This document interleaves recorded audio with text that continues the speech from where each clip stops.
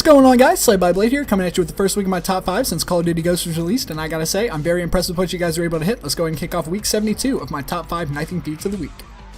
Kicking off Ghosts in our number 5 spot for this week, we've got Creature playing kill confirmed on Freight. He's going to be getting a stab right here at the very bottom of this staircase, and then he's going to follow up the stairs and get the rest of the feed, getting another stab right here, and then hitting 2 throwing knives with that extra lethal. Turning around, sees this guy on the stairs, and he's going to bunny hop and get that last one for a nice split 5-man feed. Split by me, I think, so I'm sorry about that.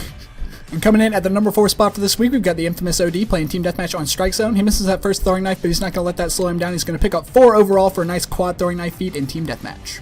Same map, different game type. Coming in at the number 3 spot for this week, we've got XJamXJam playing Domination on Strike Zone, popping a stun on A-Flag, coming up behind their whole team, getting a quad throwing knife feed, sees those 2 guys getting away to the right, but he decides to keep his focus on the guys in front of him. Nice clean quad there.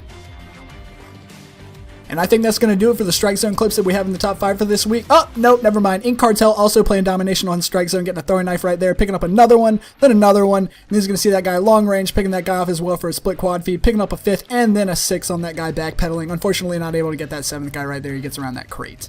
And finishing off our first week with Call of Duty Ghosts release, coming in at the number 1 spot for this week, we've got No Gun Kills playing Search and Rescue on Overlord, getting a throwing knife on the one guy who knows that he's coming, and then he stumbles across 3 more guys, all prone, just waiting for enemies, but they're not going to find him because he's getting that quad throwing knife feed in Search and Rescue.